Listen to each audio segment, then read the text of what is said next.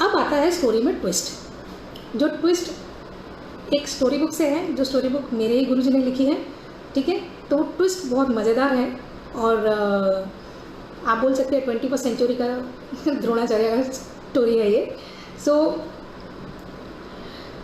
After few years जब युधिष्ठिर ने अपना राज्य स्थापित कर लिया, not after Mahabharata, I am talking about before Mahabharata, जब उन्होंने हस्तिनापुर जाने से पहले, मतलब उन्होंने जो इंद्रप्रस्थ तैयार किया था ना, राजसूया यज्ञ किया था, तो राजसूया यज्ञ जब हो गया, सब कुछ हो गया, तो उसके बाद में पांडव लोग एक बार घूमने के लिए हस्तिनापुर वापस आए, सब लोग मिलके। तो वहाँ पे जब सब लोग मिलकर कुछ दिनों के लिए रहने के लिए आए राजसूया यज्ञ के बाद में, तो गुरु द्रोणाचार्य ने एक दिन पांडवों को बोला चलो हम 6 जन मिलके आज फिर से एक बार जंगल की सैर करके आते हैं, शिकार पे चलते हैं। तो उन्होंने बोला ठीक है चलो चलते हैं। तो 6 जन मिलके शिकार पे जाते हैं, 5 पांडव और गुरु द्रोणाचार्य। उसमें अभी जैसे वो शिकार पे जाते हैं तो अचानक से उसी दिन की तरह एक चीता आता है, ट्विस्ट इन द स्टोरी। सो उसी दिन की तरह एक चीता सामने आता है और वो घुर्राता हुआ आता है, एकदम भागता हुआ। अब वो तो किसी को काट देगा आराम से, मार डालेगा नहीं तो अब अर्जुन ने इस बार क्या किया, पहले से उसने 4 तीर निकाली। लास्ट टाइम का स्टोरी याद है ना, कुत्ते को बांधने के लिए अर्जुन ने तो अपनी 1 तीर निकाली थी, बट 4 तीर से उसको बांध दिया एकलव्य ने। तो इस बार जब चीता आया ना, तो अर्जुन तब तक वो सीख गया वो वाली टेक्निक। इतना लंबा सेशन चला गया तो फिर उसके दौरान उसने वो टेक्निक सीख ली। तो उसके बाद में उसने वही टेक्निक उस पर इस्तेमाल करने की कोशिश की, चीता पे। उसने अपनी 4 तीर निकाली और उसके मुंह को बांधने की कोशिश करने की। तो जब तक वो 4 तीर चला था, उतनी देर में फिर से उसी दिन की तरह 2 तीर कहीं से आए फ्रॉम नोवेयर, और वो एकदम ऐसे यू टेक इट लाइक एक तीर है, ये एक तीर है, ऐसे राइट, ऐसे इस तरह से और एक इस तरह से। तो इंटरलॉक होके वो जो चीता है ना, उसको लपेट लिया और उसको उठा के वो एक कम से कम यू कैन से 2-5 किलोमीटर की दूरी पे जाके किसी पेड़ पे उसको छोड़ दिया। तब के ज़माने में तो ऐसे जादू शक्तियाँ होती ही थी ना। तो उस तरह से 2 तीर से उसने उस चीता को ऐसे करके इंटरकनेक्ट करके चीता को उठा दिया, उठा के उसको 3-4 किलोमीटर की दूरी पे एक पेड़ के ऊपर छोड़ के आया। So now the twist is this. अब वो लोग फिर से सोचे, अब अर्जुन सोचे अब ये कौन आया फिर से, उस बार भी मेरे साथ में ऐसा हुआ था, आज भी वापस से ऐसा हो गया, आज ये नया तरीका, अब ये तरीका कौन लेके आया। तो उसने अपने गुरुजी की तरफ देखा, अगेन द्रोणाचार्य सोचे अब ये नया तरीका कौन लेके आया। तो थोड़ी देर के बाद में सामने से एक लंबा चौड़ा हैंडसम सा बंदा आ रहा है, काला सा, टॉल डार्क हैंडसम, एकलव्य, जंगल का बंदा था। तो तब तुरंत देखा एकलव्य को, तो बोले कौन, बोले मैं एकलव्य। बोले अरे पर तुम्हारी तो उंगली मैंने काट ली थी, तो तुमने तो मेरे को तोहफे में दे दिया था एज अ गुरु दक्षिणा, तो फिर ये कैसे हुआ। बोले गुरुजी आपने मेरी राइट हैंड की थंब मांगी थी, बट ये तो मैंने अपने लेफ्ट हैंड से चलाया, और आपने मेरे पास उस वक्त एकदम से राइट हैंड की उंगली मांगी तो मैंने राइट हैंड की उंगली दे दी, but actually I am a lefty. So Yudhishthir को समझ में आ गया कि अभी फिर से ये लोग कुछ झोल करेंगे। उससे पहले वो धर्मराज थे, तो इसलिए उन्होंने एकदम से बोला कि देखो गुरुजी अभी आप फिर से इससे गुरु दक्षिणा नहीं मांग सकते, क्योंकि गुरु दक्षिणा एक ही बार होता है। किसी भी पनिशमेंट के लिए, चाहे पनिशमेंट दो, मतलब कोई भी गुनाह के लिए चाहे पनिशमेंट दो या किसी भी चीज़ के लिए रिवॉर्ड मांगो, वो एक ही बार होता है। अभी आप इससे फिर से अभी लेफ्ट हैंड का उंगली नहीं मांग सकते। तो गुरु जी ने भी ऐसा मान लिया, गुरु द्रोणाचार्य ने भी मान लिया, हाँ बराबर है, इस बार मैं मांगूंगा नहीं, बट मैं तुमसे सिर्फ इतना कहूँगा कि जिस दिन तुम मेरे पास में मिलने के लिए आए थे कि मुझे सिखाओ बचपन में, उस दिन मैंने तुमको देखा था कि तुमने जो अपना जो गांडीव था, जो तीर था, तीर लेफ्ट हैंड में पकड़ा था, और जो धनुष था उसको राइट हैंड में लटकाया हुआ था शोल्डर में, और तुम्हारा जो चक्कू था वो चक्कू तुमने लेफ्ट साइड में रखा हुआ था, जेब के यहाँ पे। तो मैं तुमको उसी वक्त देख के समझ गया था कि यू आर अ लेफ्टी, और इसीलिए मैंने जब तुम्हारी राइट थंब मांगी तो सबको लगा कि मैंने तुमको बहुत बुरी तरह से पनिश किया, बट इस तरह से वो राइट उंगली मांग के मुझे मालूम था कि तुमको कोई नुकसान नहीं होने वाला है, because as such you are a lefty. So, but I have also, just like you have paid with your right thumb, I have also paid being a guru, because the history is going to remember me being an injustice done to a student who is not that much, who is not worth to receive this kind of punishment.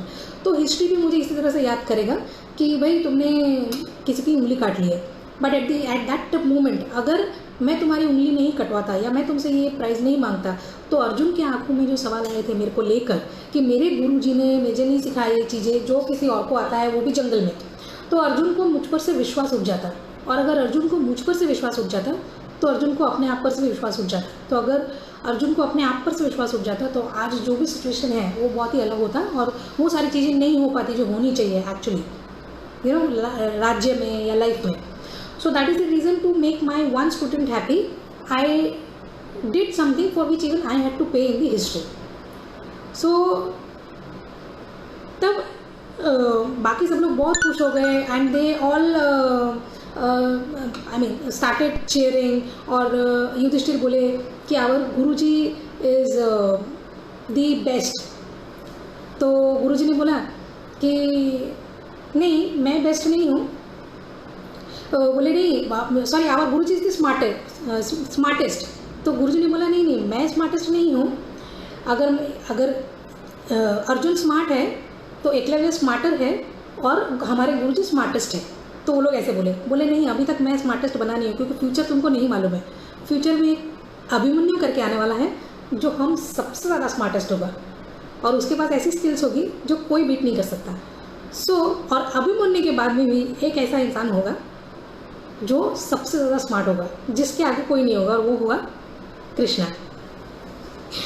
So this is the twist in the story from my side and from my Guruji side. I hope आप लोगों को ये वाली story बहुत मज़ा आया सुन के, क्योंकि ये ट्विस्टेड स्टोरी है। आप अपने बच्चों को भी सुना सकते हैं। Smart, smarter, smartest. Arjun smart, Eklavya smarter and Guru Dronacharya is the smartest. But इन तीनों से ज़्यादा स्मार्ट इन फ्यूचर अभिमन्यु, और इन सबसे ज़्यादा smart is Shri Krishna. So from this एक बार मैं रिकैप कर लेती हूँ आप लोगों के साथ में। मैं आपको ये बात बता दूँ कि जो मेन 3 पॉइंट्स है जो मैंने शुरुआत में बताई थी आपको, वन इज़ टीचिंग, जैसे कि आई एम टीचिंग और आई एम ट्रेनिंग और you are taking training from somebody else. So training, teaching, lectures, ये सारी चीज़ों का एक लिमिट होता है। सिखाने वाले का एक लिमिट होता है, वो एक लिमिट तक आपको सिखा सकता है, एक किताब सिखा सकता है, एक चैप्टर पढ़ा सकता है, एक पर्टिकुलर टॉपिक पे ट्रेनिंग दे सकता है। बट सीखने की कोई लिमिट नहीं होती। Learning doesn't have any limit. So teaching has a limit, but learning does not have any limits. And at the same time, if you are learning in a team, it is the best way to learn. Because जब तुम team में learn करते हो, एक तो self learning करोगे तो सबसे ज़्यादा आंसर्स आएंगे। उसके बाद में अगर तुम टीम में लर्न करते हो एक दूसरे के साथ मिलजुल के, तो उस तरह से तुम जितना लाइफ में सीख सकते हो उतना तुम किसी भी चीज़ में नहीं सीख सकते। So always believe in these 2-3 things which is really going to help you in your life, and also you can teach these things and describe all these things to your children as well. Rest, अब हमेशा की तरह मैं फिर से बोलूँगी, Bhagavad Gita is one of the best and top management books. आपको compare करना है किसी भी चीज़ के साथ में तो आप कंपेयर करके देख लीजिए। आज की तारीख में तो हर एक मैनेजमेंट इंस्टीट्यूट बोलिए, टॉप मैनेजमेंट 20 स्कूल्स बोलिए, सब लोग मिलकर भगवद गीता के पीछे पड़े हुए हैं, ठीक है। And in fact thousands of years old में भी मतलब फॉरेनर्स आके they have not only invaded our heritage, हमसे खाली धन संपत्ति नहीं कर गए वो लोग हमारे कल्चर को भी लेके गए हैं, साथ साथ में हमारी ये सारी जो ट्रेजर्स है जैसे भगवद गीता उसको भी उठा के लेके गए हैं। और बहुत सारी किताबें छाप डाली है, अभी तक तो हज़ारों से ज़्यादा, जिसके नीचे उन्होंने अपना अपना नाम छाप दिया है कि भाई ये मैंने लिखा है, वो मैंने लिखा है। जैसे कितनी बार तो ऐसा आता है कि आइंस्टाइन ने बोला है mind control is the best. And तुम्हारा माइंड ही तुम्हारा एनिमी हो सकता है, तुम्हारा माइंड ही तुम्हारा फ्रेंड हो सकता है। भाई कहाँ से आया तुम्हारे पास में ये तो श्लोक है भगवद गीता में, 5500 साल पहले बोल दिया है। So this is one of the example which I am giving you. ऐसे ही अगर आप खुद पढ़ लोगे ना तो आपको खुद को पता चल जाएगा कि what are the treasures your own country has, your own inside your own house आपने रखा हुआ है, उसको उठाइए। लाइफ के सारे सॉल्यूशंस आपको मिलेंगे और वो भी पीसफुल सॉल्यूशंस मिलेंगे। जितने भी सवाल आपके दिमाग में हैं, अपने दिल में हैं, आपकी ज़िंदगी में, उनके जवाब भी आपको मिलेंगे और वो भी एकदम शांतिपूर्वक।